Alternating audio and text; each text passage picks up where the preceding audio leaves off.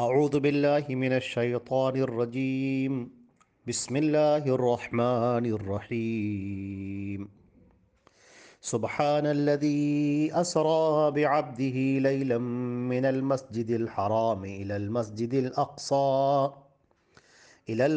الاقصى الذي باركنا حوله لنريه من آیاتنا انه هو السمیع البصیر۔ یہ سورۃ الاسراء کی پہلی آیت ہے۔ ترجمہ اس کا یہ ہے: پاک ہے وہ ذات جو لے گئی ایک رات اپنے بندے کو مسجد حرام سے دور کی اس مسجد تک جس کے ماحول کو اس نے برکت دی ہے تاکہ اسے اپنے نشانیوں کا مشاہدہ کرائے۔ حقیقت میں وہی ہے سب کچھ سننے اور دیکھنے والا۔ سبحانہ کے معنی آتے ہیں پاک ہونا۔ پاک ہونے کا مطلب اللہ کی ذات پاک ہے، یعنی ہر قسم کی کمی سے، ہر قسم کے عیب سے اللہ کی ذات پاک ہے۔ سبحانہ کا لفظ خاص طور سے اس لیے آیا ہے کہ بہت سارے لوگ اللہ رب العزت کو انسان کی طرح، بشر کی طرح سمجھتے تھے کہ جیسے اللہ ہے، جیسے انسان کھاتا پیتا ہے، اسی طریقے سے اللہ بھی ہے جو کھاتا پیتا ہے۔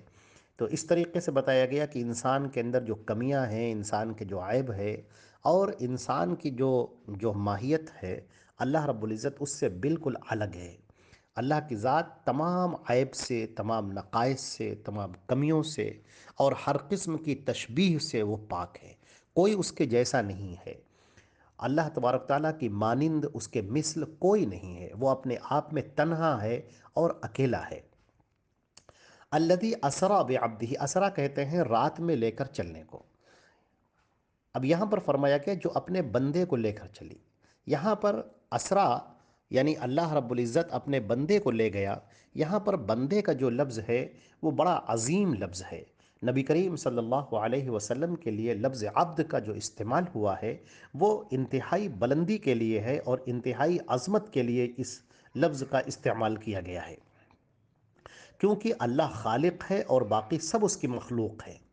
اور ان مخلوقات میں اللہ رب العزت نے جناب نبی کریم صلی اللہ علیہ وسلم کو ایک خصوصی مرتبہ اور آپ کو عظمت عطا فرمائی ہے، اور اللہ نے یہ فرمایا ہے کہ حدیث شریف کے اندر آتا ہے انا سید ولد آدم والا فخر، میں تمام اولاد آدم کا سردار ہوں مگر اس پر مجھے کوئی بھی فخر نہیں ہے۔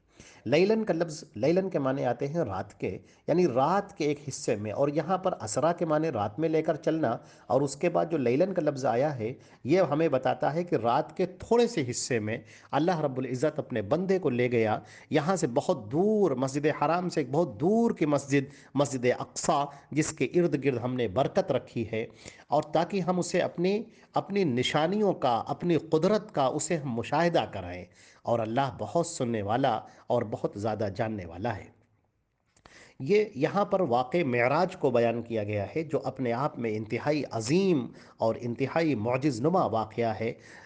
واقع معراج کی جو تاریخ ہے اس سلسلے میں یہ تو بات پکی ہے کہ معراج کا واقعہ ہجرت سے پہلے ہوا ہے، لیکن اس میں دن میں اور مہینے میں، تاریخ میں اختلاف ہے، اور صحیح بات یہ ہے کہ اس اختلاف کی اس سے یہ بات ثابت ہوتی ہے کہ صحابہ، تابعین اور ہمارے جو سلف صالحین تھے ان کے نزدیک اس رات کی وہ اہمیت نہیں تھی جو آج مسلمانوں کے بہت سارے حلقوں میں دے دی گئی ہے۔ اس رات کو لوگ خصوصی طور پر جشن معراج کے طور پر مناتے ہیں، محفلیں منعقد کرتے ہیں، چراغاں کرتے ہیں۔ تو یہ چیزیں اس وقت صحابہ کرام میں نہیں تھیں اور ان کے بعد تابعین میں بھی نہیں تھیں، ورنہ وہ تاریخ لازمی طور پر یاد رکھی جاتی، کیونکہ ان کو ہم سے، اللہ کے رسول صلی اللہ علیہ وسلم سے ہم سے کہیں زیادہ محبت تھی۔ بہرحال ایک بات یہ آتی ہے کہ نبی کریم صلی اللہ علیہ وسلم کا جو واقع معراج پیش آیا یہ کیا خواب میں تھا یا جسمانی طور پر تھا، یعنی اپنے جسم کے ساتھ آپ تشریف لے گئے؟ تو صحیح بات یہ ہے کہ آپ اپنے جسم مبارک کے ساتھ اس دنیا سے آسمان بالا کی طرف آپ تشریف لے گئے۔ یہ تمام اہل سنت والجماعت کے اکثر علماء کرام کا یہی عقیدہ ہے، اور یہ درست بھی ہے کیونکہ اللہ نے یہاں پر لفظ سبحان کا استعمال کیا ہے۔ اگر یہ صرف خواب ہوتا تو اس میں کوئی تعجب کی بات نہیں تھی۔ اسی طریقے سے جب اللہ نے واقع معراج کا ذکر کیا تو وہ فرمایا کہ وہ عبد یعنی اپنے بندے کو لے گیا، اور عبد کا لفظ جو ہے جسم اور روح دونوں کے لیے آتا ہے۔ اچھا، اسی طریقے سے ایک اور بات ہے کہ کفار نے اس پر بہت حیرت کی اور بہت زیادہ ہنگامہ برپا کیا، نبی کریم صلی اللہ علیہ وسلم کو خوب جھٹلایا، آپ کا خوب مذاق اڑایا۔ ظاہر سی بات ہے اگر یہ خواب کا واقعہ ہوتا تو اس کو ایسے کوئی جھٹلانے کی اور ایسی کوئی بات نہیں تھی۔ اسی طریقے سے نبی کریم صلی اللہ علیہ وسلم کے بارے میں صحیحین کی روایت میں ہے کہ کفار نے جب یہ پورا واقعہ سنا تو کہا کہ اچھا بیت المقدس آپ گئے تھے تو اس کے بارے میں ہم کو بتائیے۔ انہوں نے خوب سارے سوالات کیے تو اللہ نے بیت المقدس کو آپ کے سامنے کر دیا۔ اب کفار سوال کرتے جاتے تھے اور آپ اس کو آپ سامنے دیکھ کر بتلاتے جاتے تھے۔ اگر خواب کی بات ہوتی تو کوئی اتنی تفصیل کی ضرورت ہی نہیں تھی، کوئی اتنا پوچھتا ہی نہیں، کیونکہ خواب تو بہرحال خواب ہوتا ہے۔ اس سے یہ بات پتہ چلی کہ واقعہ یہ ہے کہ یہ واقعہ بالکل سچا تھا اور درست واقعہ تھا، اور خواب کا واقعہ نہیں بلکہ جسم کے ساتھ آپ اس دنیا سے تشریف لے گئے تھے اور عالم بالا کی آپ نے سیر کی تھی۔ واقع معراج کا یہ واقعہ آپ کی بیوی حضرت ختیجہ کے انتقال کے بعد ہوا، اور ابو طالب کے بھی انتقال کے بعد یہ واقعہ پیش آیا تھا۔ اور اس واقعے کو بہت سارے صحابہ کرام نے جو ہے بیان کیا ہے، متواتر روایتیں ہیں اس سلسلے میں۔ ہم اس حدیث شریف کے حوالے سے، اس میں اصل روایت مالک ابن صعصعہ رضی اللہ تعالیٰ عنہ کی ایک روایت ہے، اور اس کے علاوہ بھی بہت ساری روایات ہیں جن کو ہم جو ہے جمع کر کے یہ واقعہ آپ کے سامنے ہم پیش کر رہے ہیں۔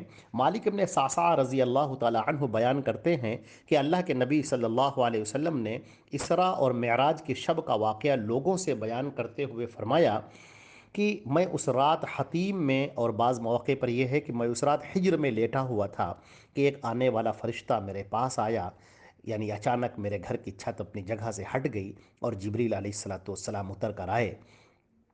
فرشتے نے یہاں پر آنے کے بعد گردن سے لے کر اور ناف تک آپ کا سینہ چاک کر دیا، میرے دل کو اس میں سے نکالا، پھر میرے پاس سونے کا تشت لایا گیا جو ایمان سے بھرا ہوا تھا، پھر میرے دل کو دھویا گیا اور اس میں ایمان اور حکمت کے بھرنے کے بعد واپس سینے میں رکھ دیا گیا۔ ایک روایت میں یہ بھی ہے کہ پھر میرے پیٹ کے اندرونی حصے کو آب زمزم سے دھویا گیا اور اسے ایمان اور حکمت سے بھر دیا گیا۔ اس واقعے کو واقع شق صدر کا واقعہ کہا جاتا ہے۔ اس کے بعد میرے پاس ایک ایسا جانور لایا گیا جو خچر سے کچھ چھوٹا اور گدھے سے کچھ اونچا تھا، اس کا رنگ سفید تھا اور اس کا نام براق تھا۔ وہ اپنا قدم وہاں رکھتا تھا جہاں اس کی نگاہ کی آخری حد ہوتی تھی۔ مجھے اس جانور پر سوار کیا گیا، براق کو زین کس کر اور لگام لگا کر لایا گیا تھا۔ جب میں نے اس پر سوار ہونا چاہا تو وہ مچلنے لگا اور اس پر بیٹھنا دشوار ہونے لگا۔ جبریل علیہ السلام نے کہا، اے براق، تجھ پر اللہ کے ہاں اس شخص سے زیادہ معزز کوئی ہستی آج تک سوار نہیں ہوئی۔ یہ سن کر براق پسینہ پسینہ ہو گیا اور جناب نبی کریم حضرت محمد مصطفیٰ صلی اللہ علیہ وسلم اس پر سوار ہو گئے۔ پھر حضرت جبریل علیہ السلام وہاں سے لے کر مجھے چلے اور آپ کی سواری کی رکاب حضرت جبریل تھامے ہوئے تھے۔ سفر طے کر کے بیت المقدس پہنچے۔ راستے میں موسیٰ علیہ السلام کی قبر مبارک سے گزر ہوا جو سرخ ٹیلے کے پاس ہے۔ وہ اپنی قبر میں کھڑے ہو کر نماز پڑھ رہے تھے۔ یہاں پر ہم یہ واقعہ بیان کر دیں کہ انبیاء علیہ، یہ روایت صحیح مسلم میں ہے، حضرت انس سے مروی ہے، لیکن یہ ایک ان کی خصوصیات ہے۔ موسیٰ علیہ السلام کا قبر میں صلوات پڑھنا ان خصوصیات میں سے ہے جو اللہ نے اپنے اور دیگر رسولوں کو عطا فرمائے ہیں۔ اگرچہ اللہ عز و جل نے انبیاء اور رسولوں کو بشر اور انسان بنایا ہے، لیکن بہرحال جسے قل انما انا بشر مثلکم، فرما دیے کہ میں تمہاری طرح ایک بشر ہوں۔ اور دوسری جگہ پر یہ بھی ارشاد ہے کہ قالت لهم رسلهم ان نحن الا بشر مثلکم ولكن الله يمن على من يشاء من عباده، رسولوں نے اپنی قوموں سے کہا ہم تو تم جیسے انسان ہی ہیں، لیکن اللہ تعالیٰ اپنے بندوں میں سے جس پر چاہتا ہے احسان فرماتا ہے، اور ہمارے بس میں نہیں ہے کہ ہم اللہ کے حکم کے بغیر کوئی معجزہ لا سکیں۔ تو بہرحال انبیاء اکرام کو بہت ساری خصوصیت بھی عطا ہوتی ہیں۔ مثال کے طور پر ان کو موت کے وقت کا اختیار دیا جاتا ہے کہ وہ دنیا میں باقی رہیں یا آخرت کا سفر اختیار کریں۔ اسی طریقے سے تمام انبیاء کرام اپنی قبروں میں زندہ ہیں اور صلوات پڑھتے ہیں۔ نبی کریم صلی اللہ علیہ وسلم کی روایت بالکل ثابت ہے اور صحیح سند سے مذکور ہے۔ اچھا، اس کے علاوہ انبیاء کرام کے جسموں کو زمین نہیں کھاتی، یہ اللہ کی طرف سے اپنے بندوں، اپنے نبیوں کا اعزاز ہے۔ یعنی ان کے ایک بلند مرتبہ ہے کہ ان کے جسم کو مٹی نہیں کھا سکتی، خواہ ان کو دفن کیے ہوئے کتنی ہی طویل مدت کیوں نہ ہو جائے۔ اسی طریقے سے انبیاء وہیں پر دفن کیے جاتے ہیں جہاں پر ان کی وفات ہوتی ہے۔ تو اس سے یہ معلوم ہوا کہ انبیاء کرام کا معاملہ کچھ ایک الگ واقعہ ہے۔ بہرکیف بیت المقدس سے باہر ایک پتھر کے ایک حلقے میں جبریل علیہ السلام نے براق کو باندھ دیا۔ یہ وہی حلقہ تھا جہاں انبیاء کرام اپنی سواریاں باندھا کرتے تھے، اور اس کے بعد آپ بیت المقدس میں داخل ہوئے اور 2 رکعت نماز پڑھی۔ پھر اللہ کے نبی صلی اللہ علیہ وسلم کو پیاس لگی اور آپ کے سامنے 2 پیالے پیش کیے گئے، ایک پیالے میں دودھ تھا اور دوسرے پیالے میں شراب تھی۔